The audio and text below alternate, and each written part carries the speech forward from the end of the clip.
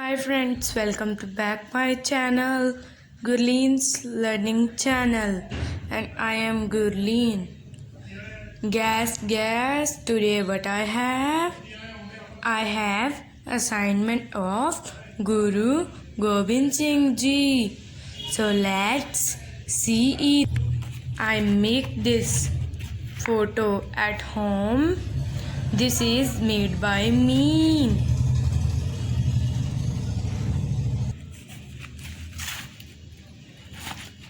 See it. My name, class, roll number, subject and subject teacher. Guru Gobind Singh Ji ਭੂਮਿਕਾ ਗੁਰੂ ਗੋਬਿੰਦ ਸਿੰਘ ਜੀ ਸਿੱਖਾਂ ਦੇ 10ਵੇਂ ਗੁਰੂ ਹਨ।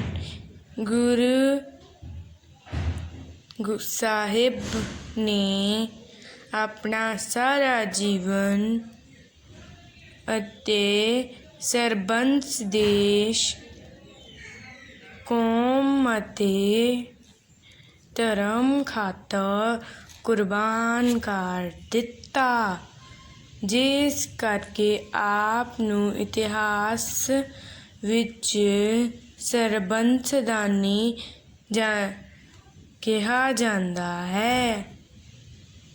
ਸਰਬੰਸਦਾਨੀ ਆਖ ਕੇ ਸਤਿਕਾਰਿਆ ਜਾਂਦਾ ਹੈ।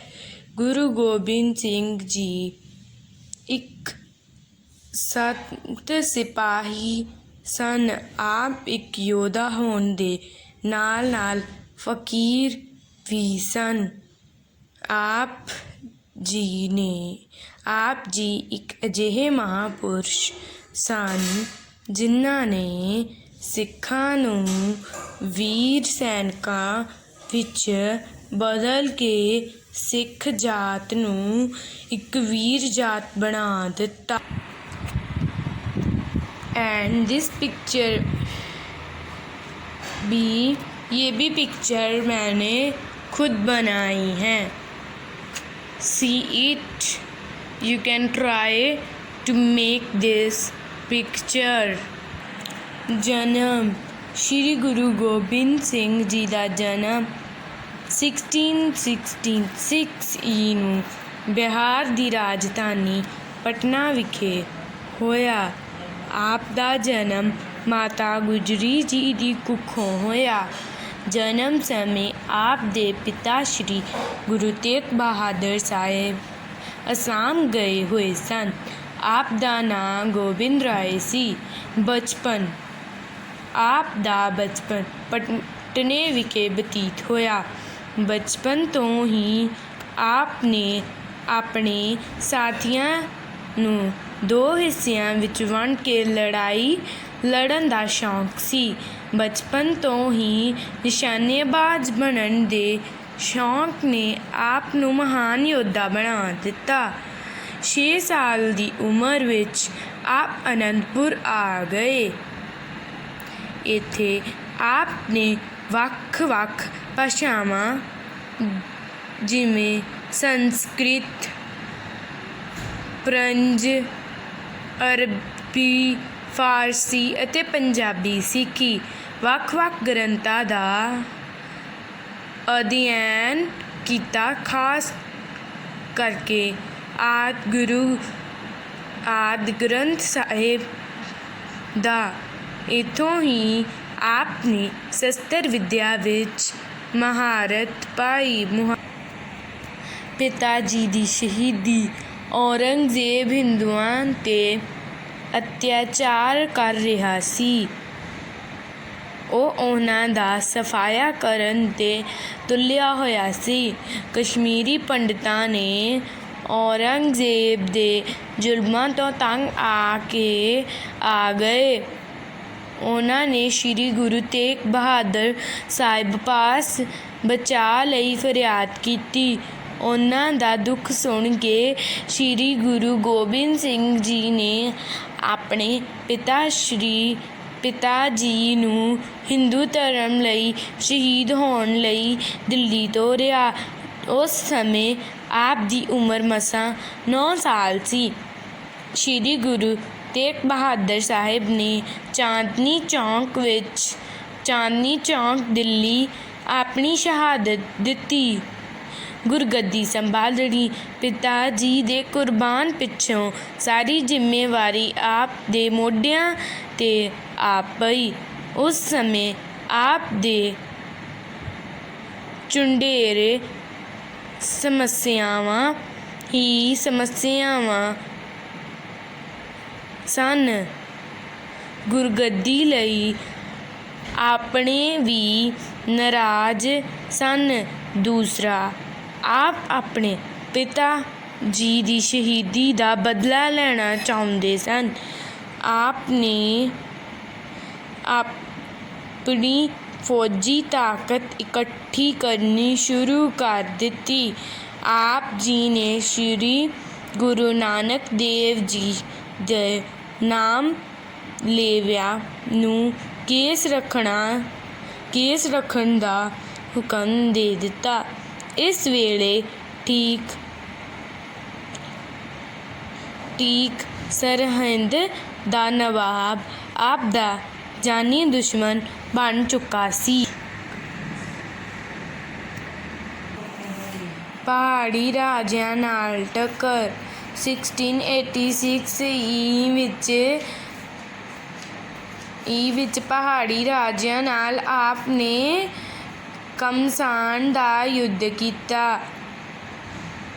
ਭੰਗਾੜੀ ਦੇ ਇਸ ਯੁੱਧ ਵਿੱਚ ਪਹਾੜੀ ਰਾਜਿਆਂ ਦੀ ਬੁਰੀ ਤਰ੍ਹਾਂ ਹਾਰ ਹੋਈ। ਖਾਲਸਾ ਪੰਥ ਦੀ ਸਾਜਨਾ 1699 ਵਿੱਚ ਵਿਸਾਖੀ ਵਾਲੇ ਦਿਨ ਅਨੰਦਪੁਰ ਸਾਹਿਬ ਵਿਖੇ ਆਪ ਨੇ ਸਿੱਖ ਸੰਗਤਾਂ ਦਾ ਇੱਕ ਭਾਰੀ ਇਕੱਠ ਬੁਲਾਇਆ। ਸੰਗਤ ਦੀ ਹਾਜ਼ਰੀ ਵਿੱਚ ਆਪ ਨੇ ਬੜੇ ਹੀ ਵਚਿੱਤਰ ਢੰਗ ਨਾਲ 5 ਵਿਅਕਤੀ ਸੁਣੇ। ਇਹਨਾਂ ਵਿੱਚ ਸਭ ਜਾਤਾਂ ਦੇ ਲੋਕ ਸਨ। ਆਪ ਨੇ ਪਹਿਲਾਂ ਉਹਨਾਂ 5 ਨੂੰ ਇੱਕੋ ਬਾਟੇ ਵਿੱਚ ਅੰਮ੍ਰਿਤ ਛਕਾ ਕੇ ਸਿੰਘ ਸਜਾਇਆ ਅਤੇ ਫਿਰ ਆਪ ਉਹਨਾਂ ਦੇ ਹੱਥੋਂ ਅੰਮ੍ਰਿਤ ਛਕਾਇਆ। ਉਹਨਾਂ 5 ਸਿੰਘਾਂ ਨੂੰ 5 ਪਿਆਰੇ ਆਖਿਆ, ਜਿਸ ਰਸਮ ਨਾਲ ਆਪ ਨੇ ਛੂਤ ਛਾਤ ਜਾਤ ਪਾਤ ਦਾ ਖੰਡਨ ਕੀਤਾ। ਸਿੱਖ ਪੰਥ ਦੀ ਵੱਖਰੀ ਪਛਾਣ ਸਥਾਪਿਤ ਕੀਤੀ। ਉਹਨਾਂ ਨੂੰ 5 ਕਕਾਰ ਪਹਿਨਾਏ। ਆਪ ਨੇ ਖਾਲਸਾ ਨੂੰ ਉੱਚ ਪਦਵੀ ਬਖਸ਼ੀ। ਖਾਲਸਾ ਮੇਰੋ ਖਾਸ, ਖਾਲਸੇ ਮੈਂ ਹੋ ਕਰੋ ਨਿਵਾਸ। ਅਨੰਦਪੁਰ ਛੱਡਣਾ। ਗੁਰੂ ਜੀ ਦੀ ਵੱਧਦੀ ਲੋਕਪ੍ਰਿਅਤਾ ਨੂੰ ਵੇਖ ਪਹਾੜੀ ਰਾਜਿਆਂ ਅਤੇ ਮੁਗਲ ਸ਼ਾਸਕਾਂ ਨੂੰ ਤਰੇਲੀਆਂ ਛੁੱਟ ਰਹੀਆਂ ਸਨ। ਦੋਹਾਂ ਸ਼ਕਤੀਆਂ ਨੇ ਮਿਲ ਕੇ ਗੁਰੂ ਜੀ 'ਤੇ ਹੱਲਾ ਬੋਲ ਦਿੱਤਾ। ਉਹਨਾਂ ਨੇ ਅਨੰਦਪੁਰ ਸਾਹਿਬ ਨੂੰ ਘੇਰ ਲਿਆ। ਲੜਾਈ ਕਈ ਦਿਨ ਚੱਲੀ। ਕਿਲ੍ਹੇ ਅੰਦਰਲਾ ਰਸਦ ਪਾਣੀ ਸੁੱਕ ਗਿਆ। ਸਿੰਘ ਭੁੱਖੇ ਮਰਨ ਲੱਗੇ। ਦੂਸਰੇ ਪਾਸੇ ਮੁਗਲ ਫੌਜਾਂ ਦੀ ਢੇਰੀ ਢਾਈ ਬੈਠੀਆਂ ਸਨ, ਪਰ ਦੁਸ਼ਮਣ ਹਰ ਹਾਲਤ ਵਿੱਚ ਗੁਰੂ ਸਾਹਿਬ ਤੋਂ ਕਿਲ੍ਹਾ ਖਾਲੀ ਕਰਵਾਉਣਾ ਚਾਹੁੰਦੇ ਸਨ। ਅਖੀਰ ਗੁਰੂ ਸਾਹਿਬ ਨੇ ਉਹਨਾਂ ਨੂੰ ਗਊ ਦੀ ਸੁਗੰਧ ਅਤੇ ਮੁਗਲਾਂ ਨੂੰ ਕੁਰਾਨ ਸ਼ਰੀਫ ਦੀ ਕਸਮ ਚੁਕਵਾ ਕੇ ਕਿਲ੍ਹਾ ਖਾਲੀ ਕਰ ਦਿੱਤਾ। ਗੁਰੂ ਸਾਹਿਬ ਆਪਣੇ ਪਰਿਵਾਰ ਸਮੇਤ ਅਜੇ ਸਰਸਾ ਨਦੀ ਕੋਲ ਹੀ ਪਹੁੰਚੇ ਸਨ ਕਿ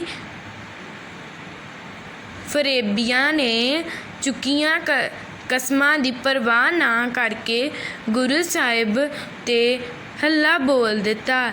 ਸਰਸਾ ਨਦੀ ਕਿਨਾਰੇ ਲਹੂ ਡੋਲਵੀਂ ਲੜਾਈ ਹੋਈ।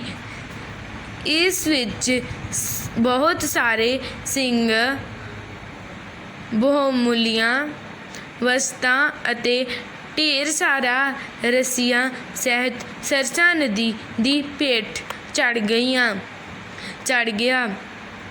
ਇਸ ਸਮੇਂ ਆਪ ਦਾ ਪਰਿਵਾਰ ਆਪ ਤੋਂ ਵਿਛੜ ਗਿਆ। नेक्स्ट हम चमकौर दी लड़ाई को देखते हैं। गुरु साहिब ने मुगलों नाल चमकौर विखे एक भयानक लड़ाई लड़ी। आप दे दो वड्डे साहिबजादे अजीत सिंह अते जुझार सिंह इस लड़ाई विच शहीद हो गए। छोटे साहिबजादियां नूं सरहंद दे नवाब वजीर खां ने नीहां विच चिणवा के शहीद कर दिता। इस लड़ाई पिछों गुरु साहिब माछीवाड़ा दे जंगलों विच चले गए। नेक्स्ट हम करते हैं खिदराने दी लड़ाई। माछीवाड़े दे जंगलों विच रहंदियां आपने अपनी ताकत दुबारा इकट्ठी की। 40 सिंह जो आप नूं बेदावा दे गए सन ਉਹ ਵੀ ਆਪ ਨਾਲ ਆ ਕੇ ਰਲ ਗਏ। ਖਿਦਰਾਣੇ ਦੀ ਢਾਬ 'ਤੇ ਮੁਗਲਾਂ ਨਾਲ ਆਪ ਦੀ ਭਾਰੀ ਲੜਾਈ ਹੋਈ। ਇਸ ਲੜਾਈ ਵਿੱਚ ਉਹ 40 ਸਿੰਘ ਵੀ ਸ਼ਹੀਦ ਹੋ ਗਏ। ਉਹਨਾਂ ਨੂੰ ਆਪ ਨੇ 40 ਮੁਕਤਿਆਂ ਦਾ ਨਾਮ ਦਿੱਤਾ। ਉਹਨਾਂ ਦੇ ਨਾਂ 'ਤੇ ਹੀ ਖਿਦਰਾਣੇ ਦਾ ਨਾਂ ਮੁਕਤਸਰ ਰੱਖਿਆ ਗਿਆ। ਤਲਵੰਡੀ ਸਾਬੋ ਜਾਣਾ। ਅਸੀਂ ਹੁਣ ਤਲਵੰਡੀ ਸਾਬੋ ਜਾਣਾ ਦੀ ਗੱਲ ਕਰਦੇ ਹਾਂ। ਇਸ ਮਗਰੋਂ ਗੁਰੂ ਸਾਹਿਬ ਤਲਵੰਡੀ ਸਾਬੋਂ ਚਲੇ ਗਏ। ਇੱਥੋਂ ਆਪ ਨੇ ਔਰੰਗਜ਼ੇਬ ਨੂੰ ਜ਼ਫ਼ਰਨਾਮਾ ਦੇ ਰੂਪ ਵਿੱਚ ਇੱਕ ਪੱਤਰ ਲਿਖਿਆ। ਇਹ ਪੱਤਰ ਹੀ ਜ਼ਾਲਮ ਔਰੰਗਜ਼ੇਬ ਦੀ ਮੌਤ ਦਾ ਕਾਰਨ ਬਣਿਆ। ਇੱਥੋਂ ਹੀ ਆਪ ਨੂੰ ਛੋਟੇ ਸਾਹਿਬਜ਼ਾਦਿਆਂ ਦੀ ਸ਼ਹੀਦੀ ਦੀ ਖਬਰ ਮਿਲੀ। ਨੈਕਸਟ ਅਸੀਂ ਬੰਦਾ ਬਹਾਦਰ ਨੂੰ ਆਸ਼ੀਰਵਾਦ ਦੇਣ ਦੀ ਗੱਲ ਕਰਦੇ ਹਾਂ। ਅੰਤ ਆਪ ਨੰਦੇੜ ਚਲੇ ਗਏ। ਇੱਥੋਂ ਆਪ ਨੇ ਬੈਰਾਗੀ ਸਾਧੂ ਮਾਧੋ ਦਾਸ ਨੂੰ ਅੰਮ੍ਰਿਤ ਛਕਾ ਕੇ ਬੰਦਾ ਬਹਾਦਰ ਬਣਾਇਆ। ਉਸ ਨੂੰ ਆਸ਼ੀਰਵਾਦ ਦੇ ਕੇ ਮੁਗਲਾਂ ਨਾਲ ਟੱਕਰ ਲੈਣ ਲਈ ਪੰਜਾਬ ਭੇਜਿਆ। ਜੋਤੀ ਜੋਤ ਸਮਾਉਣਾ। ਸਰਹਿੰਦ ਦੇ ਨਵਾਬ ਵਜ਼ੀਰ ਖਾਂ ਨੇ ਗੁਰੂ ਸਾਹਿਬ ਨੂੰ ਮਾਰ ਮੁਕਾਉਣ ਲਈ 2 ਪਠਾਨ ਨੰਦੇੜ ਭੇਜੇ।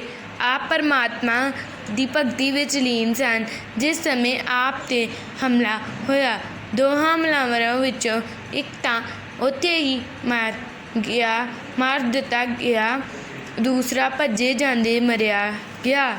ਪਰ ਇਸ ਸਮੇਂ ਗੁਰੂ ਸਾਹਿਬ ਦੇ ਵੀ ਪੇਟ ਵਿੱਚ ਛੁਰਾ ਲੱਗਾ। ਅੰਤ ਆਪ 1708 ਨੂੰ ਜੋਤੀ ਜੋਤ ਸਮਾ ਗਏ। ਅੰਤ ਸਮੇਂ ਆਪ ਨੇ ਸਿੱਖਾਂ ਨੂੰ ਸੱਦ ਕੇ ਅੱਗੇ ਤੋਂ ਆਦਿ ਸ੍ਰੀ ਗੁਰੂ ਗ੍ਰੰਥ ਸਾਹਿਬ ਨੂੰ ਹੀ ਮੰਨਣ ਦਾ ਆਦੇਸ਼ ਦਿੱਤਾ। ਮਹਾਨ ਸਤਿਕਾਰ। ਸ੍ਰੀ ਗੁਰੂ ਗੋਬਿੰਦ ਸਿੰਘ ਜੀ ਇੱਕ ਪਰਮ ਮਨੁੱਖ, ਆਦਰਸ਼ ਸੰਤ ਸਿਪਾਹੀ ਦੇ ਨਾਲ ਨਾਲ ਮਹਾਨ ਸਤਿਕਾਰ ਵੀ ਸਨ। ਉਹ ਆਪ ਵੀ ਸਾਹਿਤ ਰਚਦੇ ਅਤੇ ਦੂਸਰਿਆਂ ਨੂੰ ਵੀ ਸਾਹਿਤ ਰਚਨਾ ਲਈ ਪ੍ਰੇਰਦੇ ਰਹੇ। ਆਪ ਦੀ ਅਦੁੱਤੀ ਸ਼ਖਸੀਅਤ ਸਾਡੇ ਲਈ ਚਾਨਣ ਮੁਹਾਰਾ ਹੈ। Thank you friends. ਵੀਡੀਓ ਵੇਖਣ ਲਈ ਚੈਨਲ ਨੂੰ ਸਬਸਕ੍ਰਾਈਬ ਕਰਨਾ ਨਾ ਭੁੱਲਿਓ ਅਤੇ ਬੈਲ ਆਈਕਨ ਨੂੰ ਨਾ ਦਬਾਉਣਾ ਭੁੱਲਿਓ, ਤਾਂ ਕਿ ਤੁਹਾਨੂੰ ਹੋਰ ਵੀਡੀਓ ਮਿਲਦੀਆਂ ਰਹਿਣ।